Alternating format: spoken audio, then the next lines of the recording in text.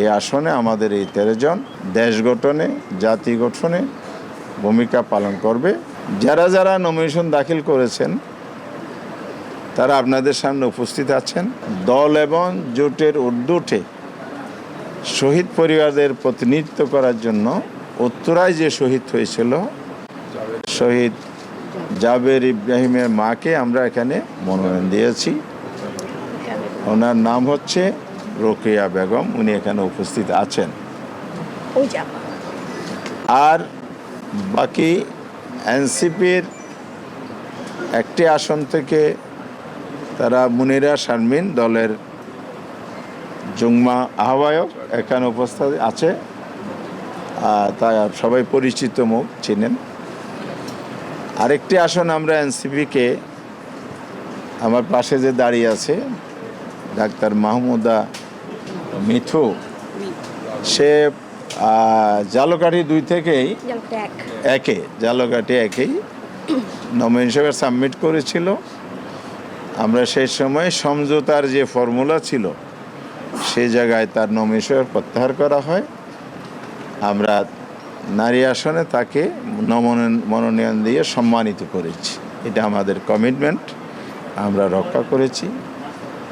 এরপরে বাংলাদেশ খেলাফত মজলিস 2টি আসন পেয়েছে 300 আসনের মধ্যে। সরাসরি যে নির্বাচন, তো রেশিওতে আসে না, তারপরেও আমরা 11 দলীয় জোট হিসাবে আমরা জামায়াতের পক্ষ থেকে বাংলাদেশ খেলাফত মজলিসকে একটি আসনে নমিনেশন দিয়েছি। মাহমুদা হাকিম, মাহবুবা হাকিম উনি প্রকৌশলী, তাকে আমরা নমিনেশন দিয়েছি। আর আমাদের অন্যতম শরিক দল জাগপা জাতীয় নির্বাচনে সরাসরি নির্বাচনে অংশগ্রহণ করার সুযোগ পাইনি। 11 দলের সমঝোতা আসনে আমরা সে সময়ের প্রতিশ্রুতি ছিল তাদেরকে আমরা, তাদের যে দলের প্রধান জাগপার প্রেসিডেন্ট যিনি আমাদের সামনে এখন উপস্থিত আছেন ব্যারিস্টার তাসমিয়া প্রধান এখানে উপস্থিত আছেন, তিনি মনোনীত। এ হলো দলভিত্তিক আমরা যে নমিনেশন দিয়েছি, এটা আমরা আপনাদের সামনে পেশ করলাম।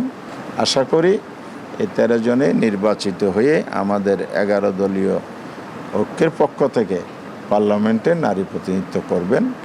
দেশের জন্য, জাতির জন্য, জনগণের স্বার্থ, আইন প্রণয়ন সব কিছুর ক্ষেত্রেই নারীরা স্বয়ংসম্পূর্ণ একজন জাতীয় সংসদের সদস্য হিসাবে সেখানে অল প্রিভিলেজ এবং তার পাওয়ার ফাংশন সেখানে এক্সারসাইজ করবেন এবং সংবিধান সেই সুযোগ তাদেরকে দিয়েছে।